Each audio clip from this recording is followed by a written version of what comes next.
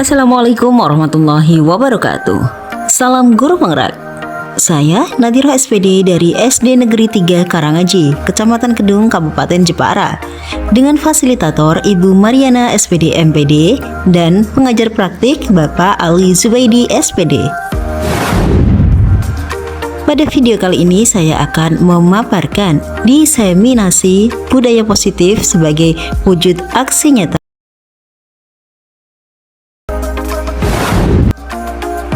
Rencana tindakan untuk aksi nyata berupa sharing dan pemaparan serta penerapan segitiga restitusi sebagai perwujudan budaya positif di SD Negeri 3 Karangaji. Latar belakang yang mendasari adalah sebagai berikut. Visi terwujudnya siswa yang berkarakter berdasarkan IPTEK dan IMTAK sesuai profil pelajar Pancasila.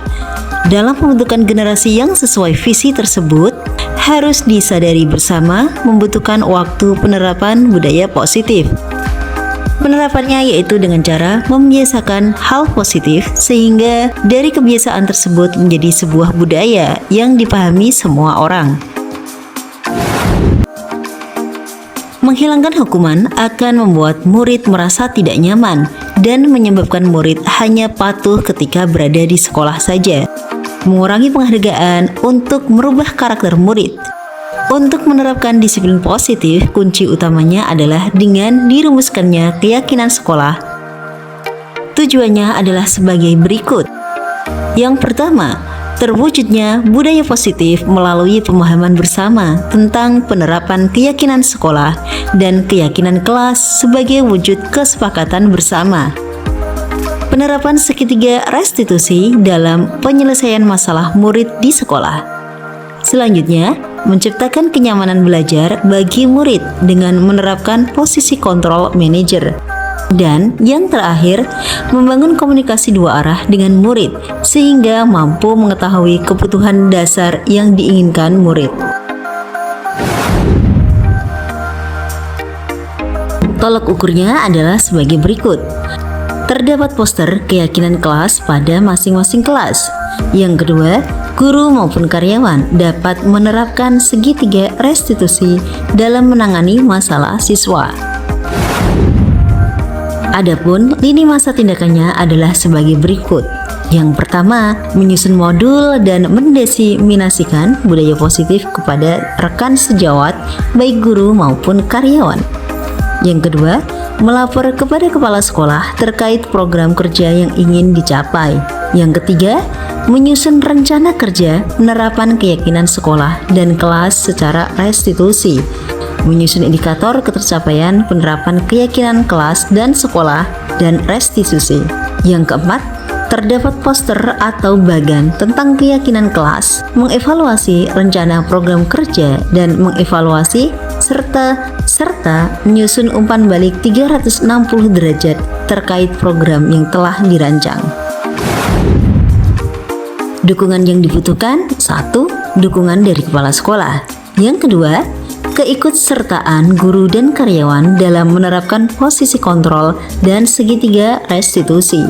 Yang ketiga, bekerja sama dengan karyawan, bagian perlengkapan untuk program kerja yang dimulai dari diseminasi hingga penerapan di kelas. Dan yang terakhir, membangun komunikasi dengan seluruh warga di sekolah terkait program kerja yang telah disusun.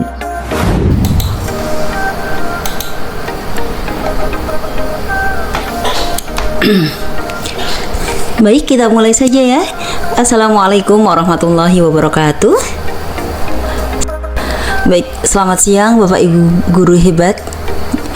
Apa kabarnya hari ini?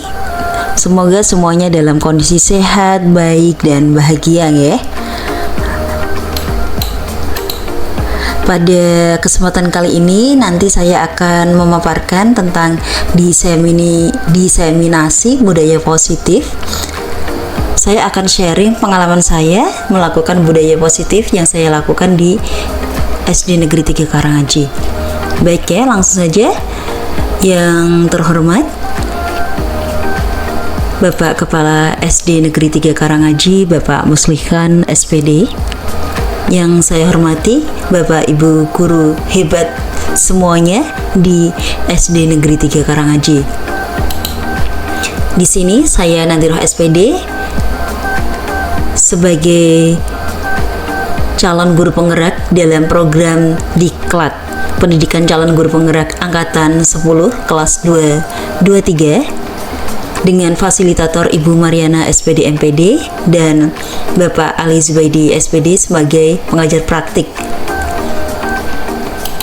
Saya ucapkan selamat datang untuk Bapak Ibu guru hebat. Di sini kita akan belajar bersama, berkolaborasi, saling mendukung demi mewujudkan disiplin positif di sekolah kita tercinta.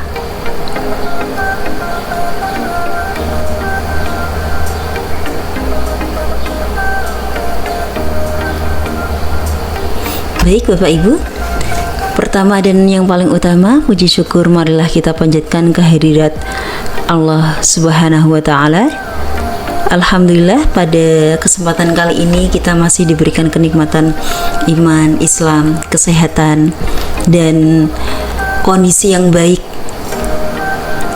Akhirnya kita bisa bertatap muka dalam kondisi online, ya. Itu tidak mengurangi semangat kita untuk tetap belajar bersama.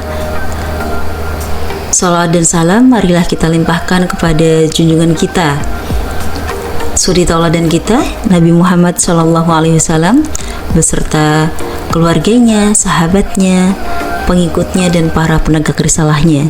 Semoga kita semua nanti memperoleh syafaatnya di yaumul akhir. Amin amin ya rabbal alamin.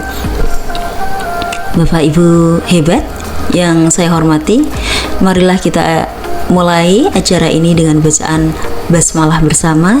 Semoga acara ini berjalan dengan lancar, bermanfaat untuk diri saya pribadi pada khususnya, untuk Bapak Ibu semua, dan untuk siswa-siswi SD Negeri 3 Karangaji pada umumnya. Amin. Baik, pada kesempatan ini saya akan berbagi, sharing tentang pemahaman dan pengalaman penerapan budaya positif. Di sini saya bukan sebagai orang yang paling tahu atau yang akan memberikan pengetahuan baru, bukan, tetapi saya di sini hanya sharing, berbagi pengalaman yang telah saya dapatkan. Di modul 1.4 ini merupakan modul keempat, jadi sudah ada 4 modul yang kami lalui, modul 1.1, modul 1.2, modul 1.3, dan modul 1.4. Ternyata ada banyak sekali materi-materi yang menurut saya itu adalah hal-hal baru yang saya pikir ilmu baru. Ternyata banyak hal yang belum saya ketahui sebagai pendidik. Dengan mempelajari modul ini, saya membuka pikiran, membuka cakrawala baru. Ternyata banyak hal yang harus terus kita pelajari sebagai seorang pendidik. Dan mungkin bisa jadi ada hal-hal yang sudah kita lakukan, sudah Bapak Ibu lakukan, sudah saya lakukan, tetapi kita tidak tahu apa tajuk, apa nama kegiatan yang kita lakukan itu, kita tidak mengerti. Ternyata di sini dijelaskan semua. Ya, di sini benar-benar membuka paradigma sebagai seorang guru dari paradigma lama menjadi paradigma yang baru, yang seperti yang disampaikan oleh Ki Hajar Dewantara dalam filosofisnya, bahwa pembelajaran itu memang harus dan wajib berpihak pada anak, karena yang kita ajar adalah anak. Jadi jangan sekali-sekali pembelajaran itu hanya berpihak, berpusat kepada guru. Baik Bapak Ibu, sebelum dimulai kita ice breaking sebentar biar tidak kaku, biar tidak tegang, biar kita cukup relax ya. Sebenarnya kita santai aja nih Bapak Ibu ya. Kalau Bapak Ibu tegang malah saya jadinya juga sepaneng ya. Baik, ice breaking kali ini clue-nya adalah jika 1 tahun adalah 12 bulan ya, semuanya tahu ya, kalau 1 tahun itu ada 12 bulan. Januari, Februari, Maret, April, Mei, Juni, Juli, Agustus, September, Oktober. Ternyata 1 tahun itu cepat Bapak Ibu ya. semuanya mengalami ya, waktu itu berjalan sangat cepat. Baik, kembali ke sini. 1 tahun adalah 12 bulan. Ini clue-nya, ini petunjuknya. Jika bulan Januari Bapak Ibu pergi ke Surabaya, ingat Januari itu bulan pertama, bulan 1 ke Surabaya, maka pada bulan Februari panjenengan akan pergi ke Demak. Nah, terus bagaimana dengan bulan bulan Maret?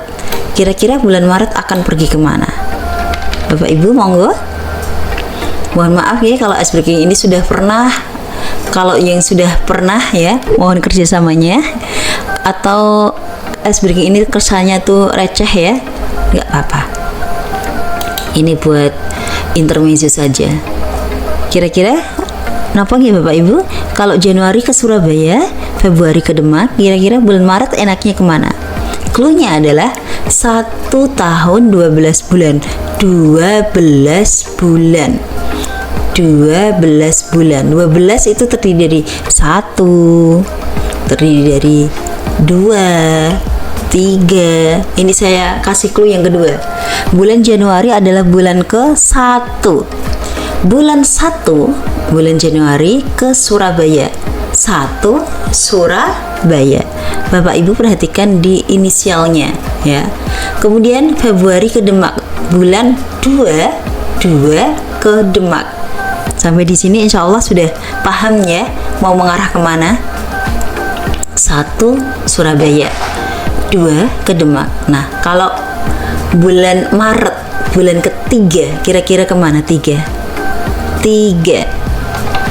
kemana nih Bapak Ibu? 3 inisialnya adalah huruf T. Kalau huruf T enaknya kemana nih Bapak Ibu? T ya. Tempat wisata yang bagus kemana? Oke, Tawangmangu ya. Bulan Maret ke Tawangmangu. Kemudian bulan April adalah bulan keempat. 4 misalkan kemana? Ini boleh negara, boleh kota, bebas. Misal ke Ethiopia. Ke Ethiopia itu ngapain ya? Ethiopia kalau niatnya jalan-jalan kan kita ke tempat-tempat wisata yang bagus ya, dan seterusnya ya Bapak Ibu. Januari, Februari, Maret, April, Mei. Mei itu bulan ke-5. Bulan ke-4 ke Ethiopia, bulan 5. Berarti kemana? Inisialnya adalah huruf L. Nggih, huruf L nggih Bapak Ibu. Huruf L berarti ke L. Oke, misalkan ke Lamongan. Nggih, bagus ya, ke Lamongan. Baik, ini ice breaking sebentar. Ini untuk mengasah, untuk membuilding, untuk membangun pemikiran kita agar masuk ke materi kali ini. Terima kasih Bapak Ibu. Tepuk tangan untuk panjenengan semua Bapak Ibu guru hebat. Baik ya, kita lanjutkan tentang konsep budaya positif ya. Konsep utama modul budaya positif. Ada beberapa hal yang akan kita pelajari. Mohon maaf, ada beberapa hal yang akan saya sharingkan di sini ya, terkait beberapa materi. Yang pertama yaitu perubahan paradigma belajar. Yang kedua, disiplin positif ya. Tidak hanya disiplin tapi ada kata positifnya. Kira-kira apa? Nanti kita kupas bareng-bareng. Kemudian kebutuhan dasar manusia. Kebutuhan manusia itu apa saja? Apakah hanya cukup dengan makan, minum, sandang, pangan, papan? Ya, nanti kita kupas lebih mendalam. Yang keempat adalah motivasi perilaku manusia. Perilaku manusia itu motivasinya apa sebenarnya? Dan yang kelima adalah posisi kontrol restitusi. Mungkin Bapak Ibu sudah pernah dengar kata restitusi ya. Nah, ini ditambahkan dengan kontrol. Jadi apa saja posisi kontrol dalam restitusi itu apa dan apa job desk-nya? Nanti kita kupas bareng-bareng. Next, keyakinan kelas. Ini bisa jadi Bapak Ibu sudah membuat dengan putra-putrinya di kelas, murid-muridnya, atau belum ya. Ya, nanti kita bahas. Dan yang terakhir adalah segitiga restitusi. Apa itu lagi? ya. Ada segitiga kok restitusi, karena segitiga kan rata-rata segitiga sama kaki, segitiga sama sisi, atau segitiga bermuda. Yuk lanjut ya. Baik Bapak Ibu, nah ini sepele ya. Ada pertanyaan di sini, apa yang Anda ketahui tentang disiplin? Nah, kira-kira disiplin itu apa ya? Kira-kira disiplin itu apa? Ya. Saya pernah dengar dari seorang pelawak bahwa disiplin adalah dilarang sikap pelintat-pelintut. Nah, ini anekdot ya. Ya, dilarang sikap pelintat-pelintut. Oke, masuk, bisa diterima ya. Atau apalagi kira-kira disiplin? Monggo Bapak Ibu. Monggo Pak Adi. Nggih. Oke, sesuai aturan. Apalagi Pak Hamid, monggo. Silahkan klik tanda tangan itu untuk menunjukkan bahwa Bapak ingin speak up. Ya. Sesuai aturan, tepat waktu, nggih. Semuanya benar ya Bapak Ibu ya, tidak ada yang salah dari pendapat yang Bapak Ibu sampaikan ya. Yuk kita bahas satu persatu. Nah, di sini disiplin tidak hanya disiplin saja, tapi disiplin positif. Disiplin positif dalam budaya kita, makna kata disiplin di mana naik menjadi sesuatu yang dilakukan seseorang pada orang lain untuk mendapatkan kepatuhan kita. Cenderung menghubungkan kata disiplin dengan ketidaknyamanan. Kalau ini ya, disiplin adalah sesuatu yang tidak menyenangkan, tidak enak, tidak nyaman, berat, terpaksa, tertekan, tidak bahagia. Ya, rata-rata disiplin itu dikorelasikan dengan hal-hal yang demikian, dengan hal-hal yang tidak menyenangkan. Padahal dampak dari disiplin itu terhadap hidup kita, kesuksesan kita itu besar. Nah, lantas apa yang bisa kita lakukan sebagai seorang pendidik terkait dengan disiplin tetapi kok tidak menyenangkan? Padahal kita semua kan ingin murid-murid kita itu disiplin di kelas. Ya, kita bayangkan ya, seandainya anak-anaknya di kelas itu pengelolaannya mudah, mereka semua disiplin, baik disiplin kehadiran, disiplin mengerjakan tugas, disiplin dalam berpakaian, disiplin dalam tata krama, mulus ya. Tidak akan ada guru yang kesulitan untuk mendidik anak-anak atau mengajar anak-anak. Oke. Nah, apa yang bisa kita lakukan sebagai seorang pendidik? Tujuan kita adalah menciptakan anak-anak yang memiliki disiplin diri, sehingga mereka bisa berperilaku dengan mengacu pada nilai-nilai kebajikan universal dan memiliki motivasi intrinsik bukan ekstrinsik. Nah, jadi yang diharapkan dari pendidikan kita itu anak-anak disiplin itu dari intrinsiknya, dari dirinya, dari dalam dirinya, bukan karena orang lain.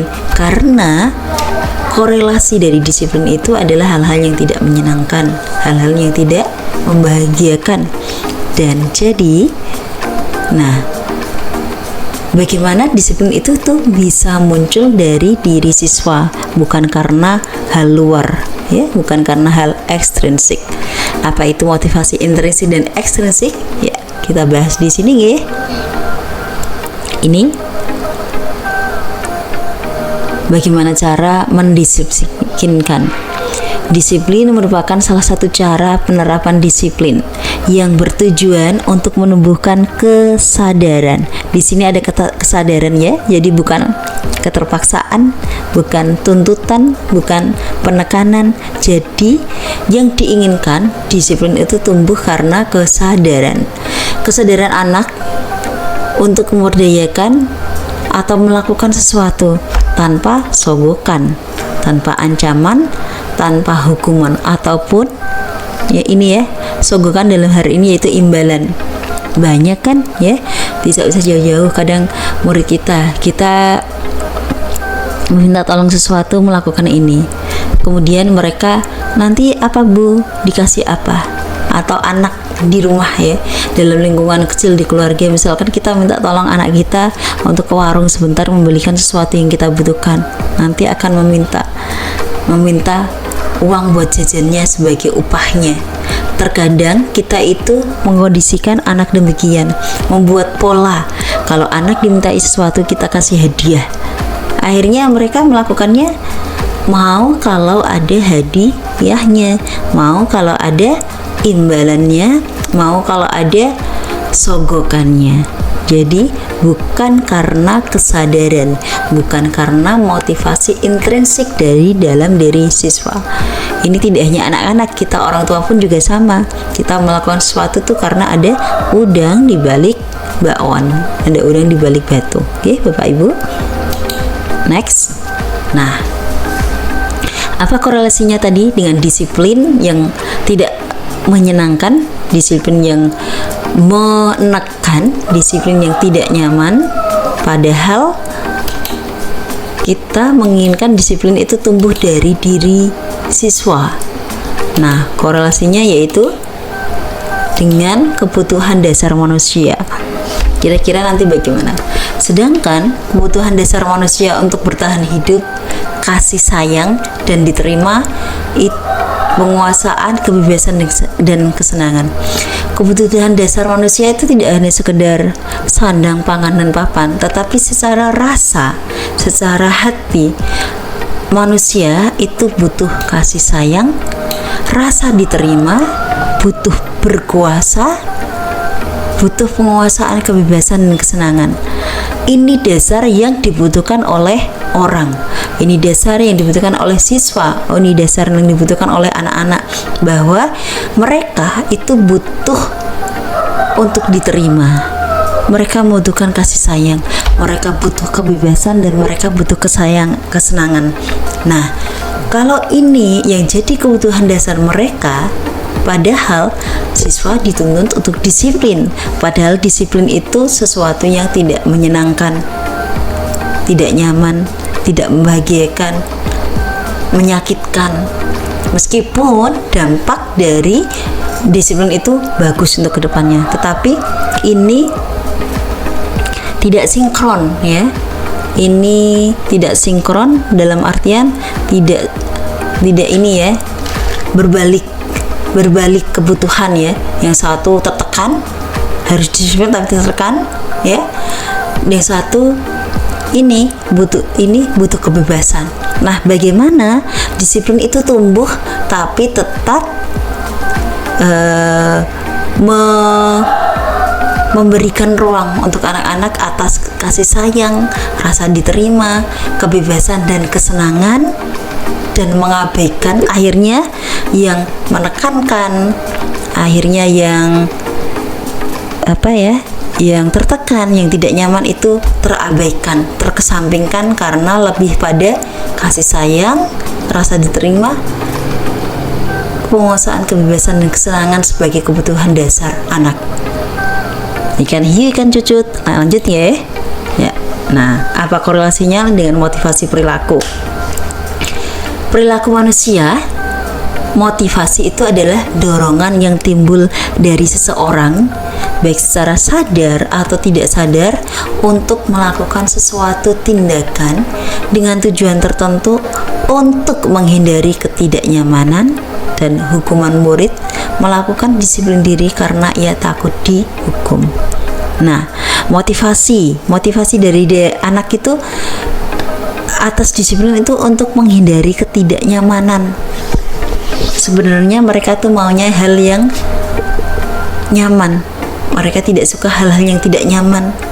Nah, tadi ya, disiplin itu tidak mengenakan, tidak menyenangkan, padahal kebutuhan dasar manusia itu bahagia, diterima, bebas. Dan motivasi perilaku dasar manusia itu memang tidak menyukai ketidaknyamanan, tidak menyukai kesedihan, tidak menyukai hal-hal yang tidak membahagiakan. Lanjut ya. Nah, contoh motivasi ekstrinsik. Nah, yang dari dalam diri itu dinamakan motivasi intrinsik ya, sedangkan dari luar disebut motivasi ekstrinsik. Nah, ini motivasi-motivasi ini apa dampaknya? Motivasi intrinsik itu misalkan untuk mendapatkan imbalan atau penghargaan dari orang lain, menurut melakukan kedisiplinan diri karena ingin mendapatkan imbalan, ini merupakan motivasi intrinsik. Menghargai kebajikan diri sendiri, murid melakukan disiplin diri karena sadar akan nilai kebajikan dirinya, ini merupakan motivasi intrinsik.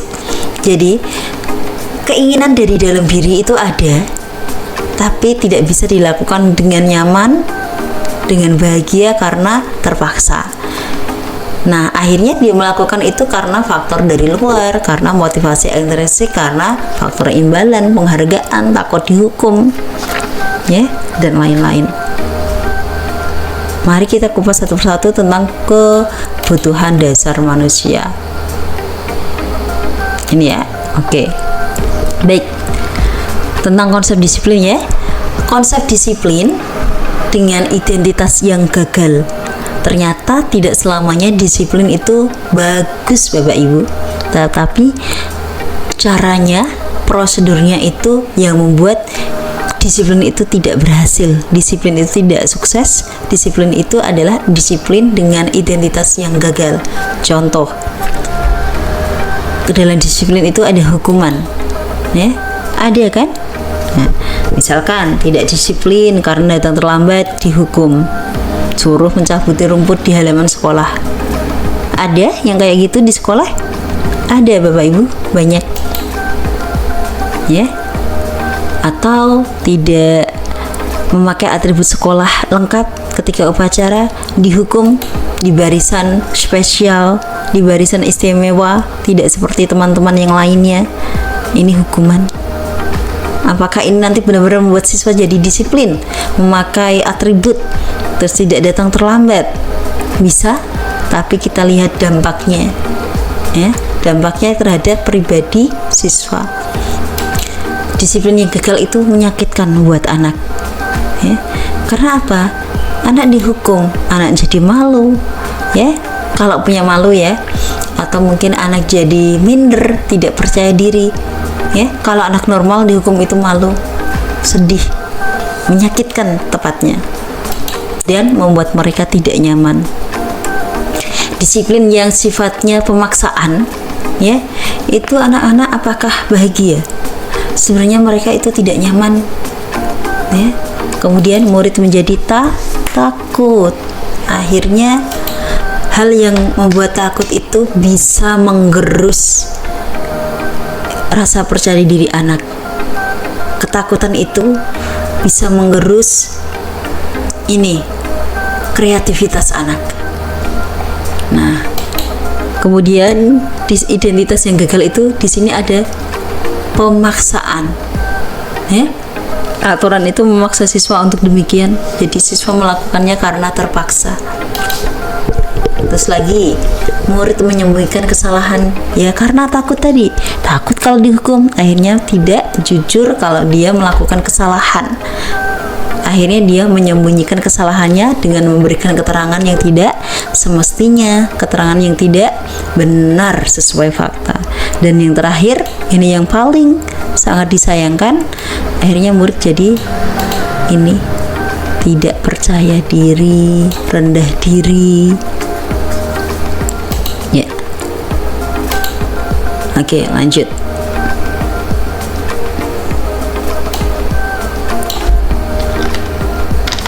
Dan ini adalah konsep disiplin dengan identitas gagal, ya.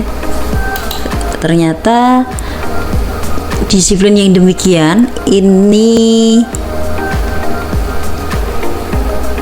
konsep disiplin dengan identitas sukses yang benar. Nah, untuk jangka pendeknya, guru memberikan penguatan ketika melakukan kesalahan. Tetap kita kasih penguatan, kita tidak boleh menjudge dia salah langsung serta-merta begitu, ya. Kemudian ada monitoring berkelanjutan, ya. Kalau dipikir tugas guru semakin banyak ya Bapak Ibu, ya. Jadi kalau kenyataannya kan kita juga dibebani administrasi yang banyak sekali, padahal mengelola anak itu juga selain mengajar di kelas, ternyata di belakang itu tuh tugasnya Masya Allah luar biasa guru itu. Ya, jadi kalau ada yang iri sama guru atau ada yang membuli guru, ya suatu saat biarlah keluarganya anak itu ada yang menjadi guru dan tahu rasanya menjadi guru. Kemudian ada stimulus dan respon, ada rangsangan dan ada tanggapan, ada umpan baliknya. Akhirnya murid menghormati peraturan, bukan murid ini ya, bukan murid terpaksa menaati peraturan. Nah, yang ini penting untuk anak-anak ya. Akhirnya anak-anak tuh kehilangan waktu untuk merenungi kesalahannya, karena dia ini divalidasi kesalahannya, terus dikuatkan, dimotivasi. Kemudian restitusi.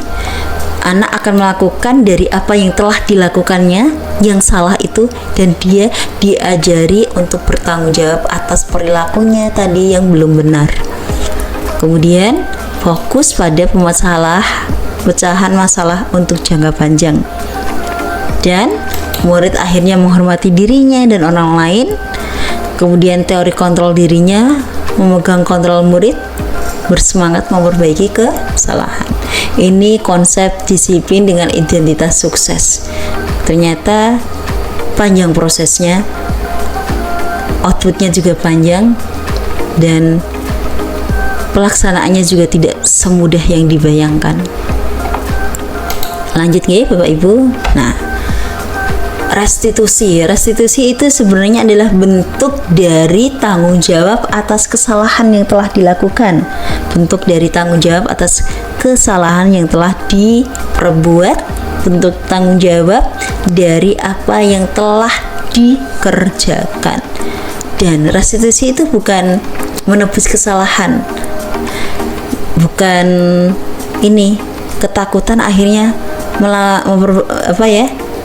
bertanggung jawab karena begini ya, tetapi adalah proses belajar dari kesalahan, memperbaiki hubungan tawaran ya, bukan paksaan, menuntun untuk melihat ke dalam diri ya, mencari kebutuhan dasar tadi. Kebutuhan dasar kita kan nyaman, bahagia, dan mendasari tindakan fokus pada karakter, bukan tindakan menguatkan, dan akhirnya lebih fokus pada solusi ya Bapak Ibu. Baik, lanjut. Menurut Gesson pada tahun 2004 bahwa konsep disiplin dengan pendekatan restitusi adalah sebuah cara menanamkan disiplin positif pada murid.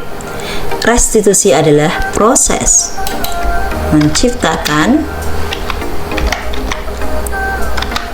menciptakan kondisi bagi murid untuk memperbaiki kesalahan mereka, sehingga mereka bisa kembali ke kelompok mereka dengan karakter yang lebih kuat.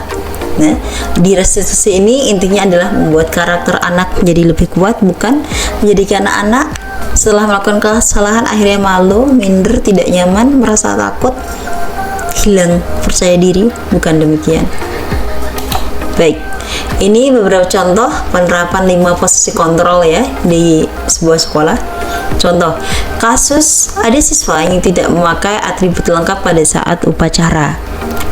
Nah, kalau posisi kontrol sebagai penghukum bagaimana, pembuat rasa bersalah bagaimana, sebagai teman bagaimana, sebagai pemantau bagaimana, dan sebagai manajer bagaimana.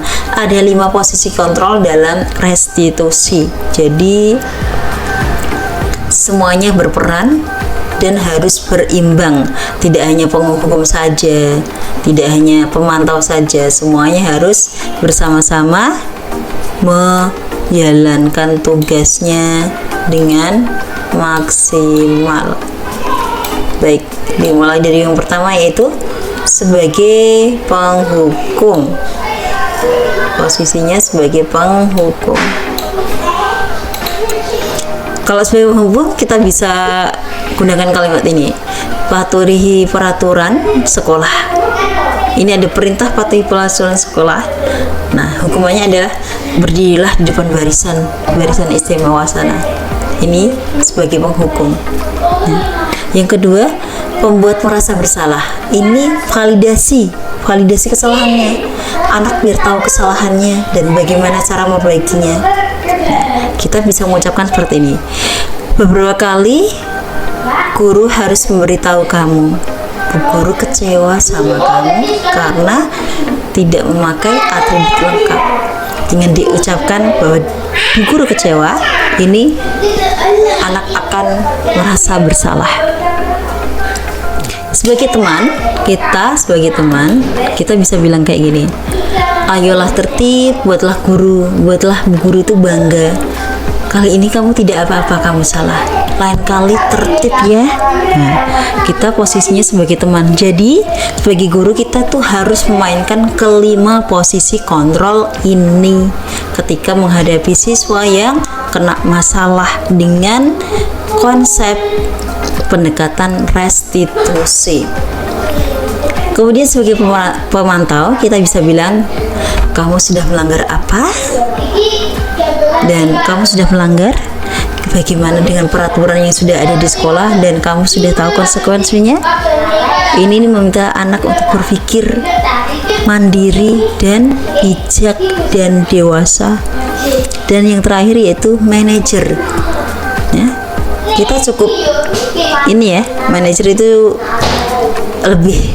lebih luas ya. Kita cukup bilang, kamu tahu nggak kesalahan kamu apa? Nah, kira-kira gimana kamu memperbaikinya? Ini yang kita tanyakan siswa. Siswa akan bilang apa adanya. Nah, kalau kita sudah memiliki posisi kontrolnya, kita sudah tadi ya. Yang pertama itu kan, yang kedua validasi kesalahannya ya. Yang pertama tadi kan menstabilkan. Ini adalah bagaimana dengan keyakinan yang telah dibuatnya. Bagaimana membentuk keyakinan di kelas. Kalau kita membuat keyakinan itu nggak usah susah ya Bapak Ibu, yang mudah aja, tergantung level jenjang sekolahnya juga ya. Kalau untuk anak SD ya nggak usah susah-susah lah. SMP ya mending, SMA agak mendingan. Harus lebih abstrak dari peraturan. Abstrak, bukan baku ya, harus abstrak. Dibuat oleh semua warga kelas atau sekolah, dilibatkan. Jadi keyakinan itu dari kita, untuk kita, dan oleh kita, guru dan murid. Nggak usah banyak-banyak, sedikit aja ya, biar mudah diingat. Dan yang paling penting, kalimatnya harus dibentuk dalam kalimat positif. Kalau anak terus mendengar ini, terus membaca ini, sehari-hari masuk dalam otak mereka, aura positif itu akan tersaring masuk ke otak mereka pelan-pelan. Dan yang terakhir, berupa pernyataan yang universal, yang umum, sesuai dengan kondisi kelas atau sekolah agar mudah dilaksanakan, mudah diterapkan. Ngoten nggih Bapak Ibu nggih. Tadi kita sudah membahas keyakinan kelas. Sekarang yang selanjutnya adalah segitiga restitusi. Ya, mungkin Bapak Ibu sudah pernah tahu apa itu segitiga restitusi, tapi yang jelas saya tahu dari diklat ini banyak hal baru yang belum saya ketahui. Makanya sebagai guru memang kita sebaiknya tidak berhenti belajar, karena yang kita ajar adalah objek manusia. Jadi objek ini tuh setiap tahun, setiap zaman tuh berbeda, yang kita hadapi tantangannya berbeda. Jadi kita harus mempelajari terus. Kita harus mendidik anak itu sesuai kodrat alam dan kodrat zaman. Bahkan ingat sebuah hadis, didiklah anak-anakmu sesuai dengan zamannya, karena zaman kita di masa kecil itu tidak sama dengan zaman anak-anak sekarang. Kita nggak bisa menggunakan parenting VUC, parenting zaman dahulu ya, diterapkan ke anak-anak sekarang. Anak-anak sekarang itu Gen Z ya, atau Gen Alpha. Beda lagi penanganannya. Bapak Ibu bisa mengalami sendiri anak-anak sekarang di kelas itu bagaimana, atau putra-putri Bapak Ibu panjenengan di rumah itu kondisinya gimana. Beda kan? Tantangannya sekarang itu teknologi. Tantangannya itu sekarang itu tidak nampak, ada dalam rumah kadang, misalkan HP, dengan membuka, dengan ini ya, menyentuh ceset gitu, ternyata bisa mengakses di seluruh dunia apa yang diakses ya. Kalau kita tidak bentengi, kalau kita tidak dampingi ya, akhirnya tidak baik. Baik, segitiga restitusi. Yang pertama yaitu menstabilkan identitas. Yang kedua, validasi tindakan yang salah, dan yang terakhir adalah menanyakan keyakinan. Yuk kita bahas satu persatu. Nah, validasi yang pertama yaitu menstabilkan identitas atau stabilize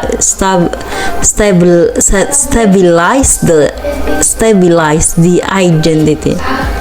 Ini adalah langkah awal yang perlu dilakukan pada segitiga restitusi, yaitu menstabilkan identitas. Ketika anak berbuat salah, artinya kebutuhan dasar mereka itu tidak terpenuhi. Kebutuhan dasar mereka sebagai pribadi yang ingin bahagia, ingin bebas, ingin nyaman, itu tidak ditemukan. Akhirnya mereka membuat kesalahan. Akhirnya mereka melakukan kesalahan. Akhirnya mereka berbuat yang tidak sesuai aturan. Nah, langkah ini tujuannya adalah mengubah orang yang gagal tadi atau yang berbuat kesalahan tadi menjadi orang yang sukses, menjadi orang yang tetap terpenuhi kebutuhannya ya. Pada saat kondisi emosional otak tidak mampu berpikir rasional. Nah, pada tahap inilah guru berupaya menstabilkan identitas anak tersebut sehingga dia lebih tenang mencari solusi dari permasalahan-masalahnya. Contoh ya, ketika di kelas ada anak yang mencontek pada saat ulangan. Nah, yang kita lakukan adalah yang pertama harus menstabilkan identitasnya. Kita bisa tanya, kenapa mencontek di kelas? Dia akan menjawab, dia ingin mendapat nilai bagus tanpa belajar. Dia ingin mendapatkan nilai yang bagus dengan cara yang instan. Dia ingin mendapatkan nilai yang bagus dengan cara praktis. Dia tidak mau belajar sebelumnya, belajar sungguh-sungguh, tapi belajarnya ketika ulangan.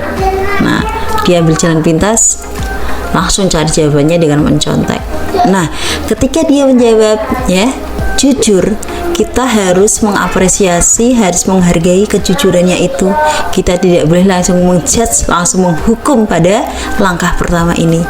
Kita apresiasi kenapa tidak belajar ya.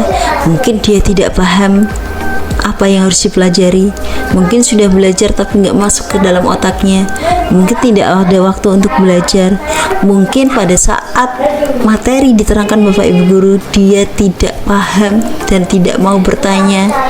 Nah, ini masalah-masalahnya, ini kita urai dan kita apresiasi. Yang pertama, anak ini mau jujur, mau terbuka. Ketika sudah disampaikan itu, kita stabilkan kondisi emosionalnya dengan physical touch boleh ya. Kita sentuh kepalanya, kita sentuh rambutnya, kita sentuh pundaknya ya. Ya. Terima kasih sudah jujur ya. Terima kasih atas masalah-masalah yang disampaikan.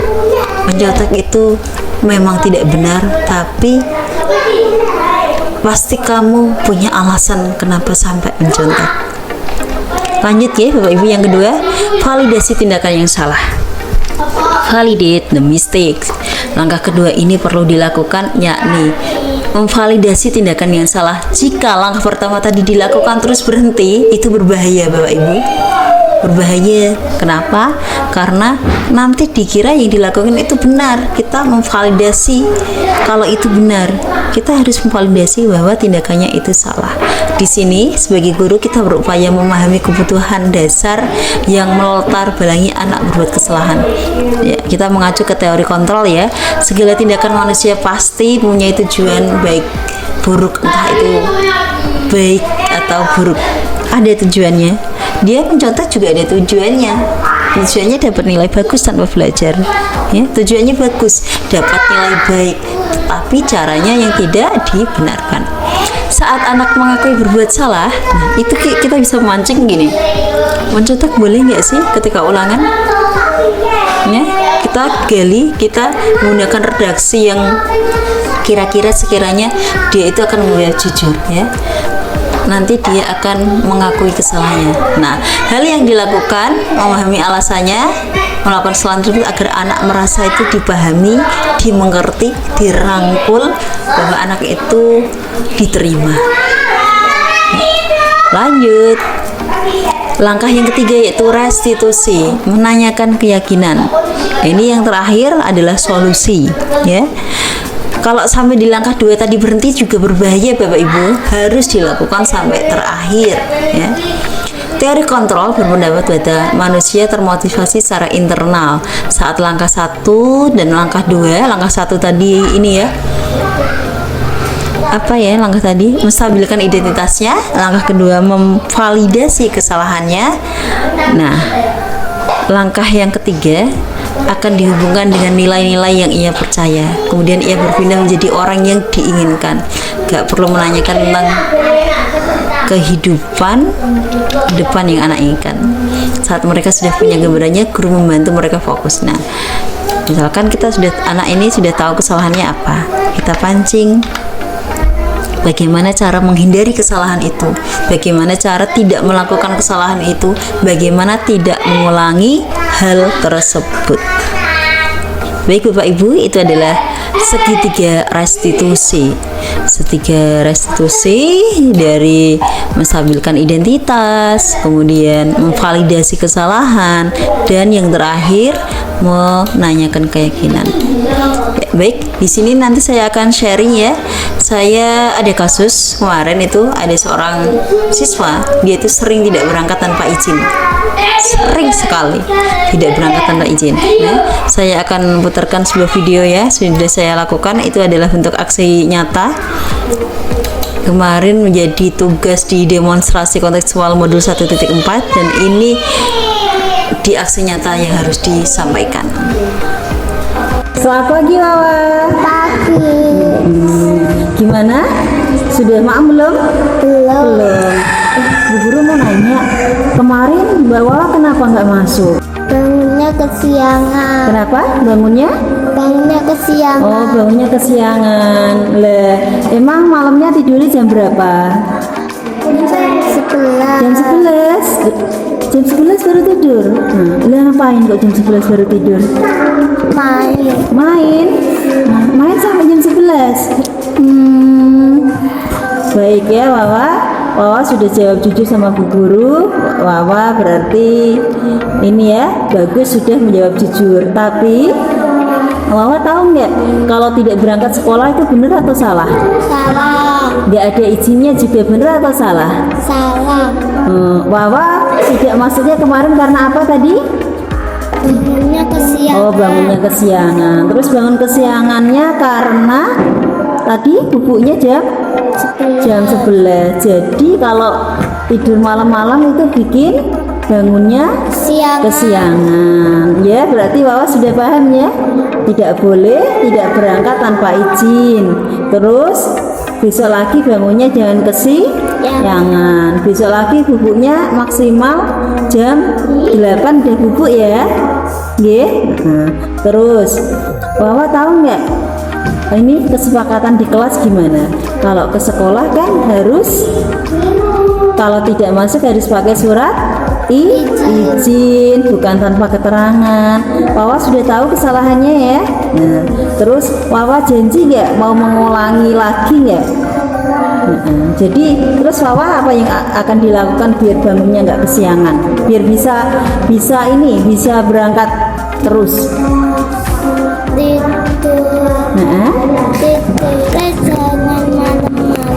Tidurnya jangan malam-malam biar nggak bangun udah ya, janji sama Bu Guru ya. Oke, tos. Oke, semangat ya Wawa. Kelas 3 dia sering tidak masuk, dia sering tidak berangkat. Nah, Wawa ini ya, ketika berangkat saya ucapkan selamat atas kehadirannya, saya mengapresiasi kehadirannya, karena kalau dia tidak berangkat dan akhirnya berangkat itu adalah prestasi yang luar biasa buat si anak. dia sudah merintangi banyak halang rintang di paginya, di kehidupannya, akhirnya bisa sampai di sekolah. Itu kita harus mengapresiasi, mengacungi jempol untuk anak yang demikian, untuk Wawa. Kemudian kita, apa yang saya lakukan yaitu memanggil dari hati ke hati. Saya bicara face to face berdua. Saya panggil Wawa, kenapa tidak kemarin tidak berangkat? Saya mentampilkan identitasnya ya. Langkah pertama, dia bilang kalau dia bangunnya kesiangan. Kemudian saya tanya kenapa kesiangan? Karena karena tidurnya itu malam. Dia itu orang tuanya tuh pekerjaannya minyang. Jadi bapaknya kadang pulangnya tuh malam-malam dan dia itu masih bermain, kadang menunggu orang tuanya. Ya. Sebenarnya tidur juga boleh, cuman anaknya itu masih suka main-main. Nah, karena keterbukaannya itu saya mengapresiasi. Saya bilang nggak apa-apa, tidak ada manusia yang tidak salah, dan dia bermain-main itu senang kalau bapaknya pulang kerja. Mungkin dia melihat teman-temannya itu ketika orang tuanya pulang, kondisinya masih siang, dia bisa senang menyapa, ayahku pulang. Tapi karena ayahnya punya malam, dia tunggu. Ya, jadi saya mengapresiasi. Saya belum menjudge apapun. Saya menstabilkan emosinya biar merasa diterima untuk dilakukan ke langkah selanjutnya, yaitu memvalidasi kesalahan. Pada saat memvalidasi kesalahan, saya tanya, ya, tidak berangkat ke sekolah itu benar atau salah? Dia bilang salah. Tidak berangkat tanpa izin itu benar atau salah? Dia bilang salah. Nah, jadi saya cek lagi, sudah tahu kesalahannya? Dia bilang iya, kalau tidak berangkat itu salah, dan dia menerima kesalahannya itu. Nah, ini sudah tervalidasi, dia tahu di mana letak kesalahannya. Selanjutnya, yang terakhir yaitu menanyakan keyakinan kelas. Di sini saya menanyakan, kalau keyakinan yang disepakati itu kan anak-anak kan tiap hari ya berangkat ke sekolah. Nah, untuk menanyakan keyakinannya, saya pancing bagaimana caranya agar bisa berangkat. Bagaimana caranya agar tidak bangun. Tadi kan karena dia terlambat atau tidak masuk kan karena kesiangan. Pertanyaan saya itu untuk dia berpikir mencari solusi bagaimana dia biar bisa berangkat terus. Yang pertama, tadi penyebabnya apa? Karena bangun kesiangan. Bangun kesiangannya karena apa? Karena tidurnya malam-malam. Nah, penyebabnya adalah karena bangun kesiangan dan tidur malam. Bagaimana biar bangunnya tidak kesiangan? Dia jawab, tidurnya jangan malam-malam biar pagi bisa bangun. Dia tahu letak kesalahannya dan dia tahu solusinya. Nah, itu yang menjadi PR untuk dia. Perjanjian antara saya dengan Wawa berdua tanpa melibatkan teman-teman yang lain. Jadi saya punya kesepakatan berdua. Wawa berjanji akan memperbaiki dan tidak mengulangi untuk tidak berangkat tanpa izin, dan dia berjanji akan berangkat dengan cara tidak bangun siang, dengan cara tidak tidur malam-malam. Demikian Bapak Ibu yang pernah saya lakukan. Saya yakin Bapak Ibu juga pernah melakukan semua ini ya, tapi kadang kita belum tahu namanya. Oh, ini namanya konsep pendekatan segitiga restitusi. Saya yakin sudah banyak guru yang menerapkan ini, cuman baru tahu, atau mungkin yang sudah tahu ya. Kalau saya memang baru tahu karena saya baru pelajari modul ini akhir-akhir ini. Baik, demikian Bapak Ibu yang bisa saya sampaikan. Apabila ada pertanyaan, ada yang ingin diskusikan, saya persilahkan. Kita belajar bersama-sama. Di sini saya bukan narasumber, saya hanya berbagi dari apa yang saya lakukan. Ngoten nggih Bapak Ibu. Terima kasih atas kehadirannya, partisipasinya dalam kegiatan ini. Ada pertanyaan? Nggih, dari Bu Hanif. Pripun nggih? Baik. Ada pertanyaan dari Bu Hanif ya? Bu Hanif, monggo. Ada yang mau disampaikan? Ya. Saya persilakan. Bagaimana jika ada seorang anak yang sudah lakukan segitiga restitusi tapi masih terus mengulang kesalahan yang sama. Apakah kita memakai cara tersebut lagi atau dengan cara apa? Terima kasih, Bu. Baik, ini ada pertanyaan, bagaimana jika ada siswa yang sudah kita tangani dengan konsep segitiga restitusi tapi terus mengulanginya? Ini pertanyaan bagus tapi cukup kompleks, cukup pelik, cukup rumit penerapannya ya. Jika anak yang demikian berarti segitiga restitusi kita itu belum berhasil, ada yang perlu diperbaiki, dan yang utama itu kita harus sabar terus mengingatkan, karena pembentukan karakter tidak cukup dengan sekali dua kali, prosesnya panjang. Mungkin saat ini untuk jangka pendek, misalkan ada anak yang terlambat kayak Wawa tadi, itu terus diulangi, tapi itu ketika kita terus mengingatkan, jangka panjangnya dia akan teringat, memori itu akan tertata rapi dalam alam bawah sadar dia, bahwa ketika dulu sekolah saya sering ditegur bu guru dan terus diingatkan, tapi dengan cara yang manusiawi, dengan cara yang tidak menjudge saya salah, saya buruk, tapi didekati dengan perlahan-lahan. Justru yang demikian itu akan ada kedekatan secara emosional ya. Tapi intinya ini ya, sabar ya, karena tidak akan sabar. Di sini tuh semuanya guru tuh sabar, tidak ada guru yang tidak sabar. Kalau guru tidak sabar, tidak mungkin masih jadi guru. Nggih, ngoten mawon. Ada lagi?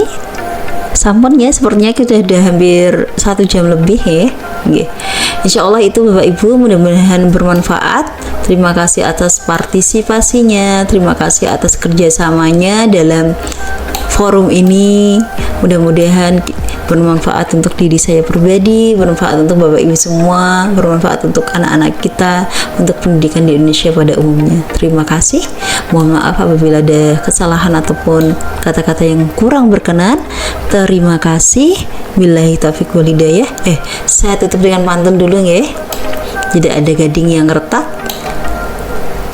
Ya, karena setiap manusia punya ini saya tutup dengan kalimat dari Mbah Maimun Zubair ya. Saya mengutipnya bahwa ketika kita mengajar seorang anak, mengajar siswa, kita tidak usah berpikir dia paham, dia pintar, terus saja mengajar. Karena apa? Kalau kita hanya berfokus itu, yang ada kita lelah, kita capek, hati kita capek, fisik kita, karena yang kita ajar itu tidak paham-paham. Tapi tetap kita berikhtiar ya, agar anak-anak paham. Tapi kalau sudah berikhtiar, kalau anak belum paham, sudah lakukan dari hati dengan doa, biar kita tidak lelah hati ini, biar anak-anak itu terbuka hatinya dari ini.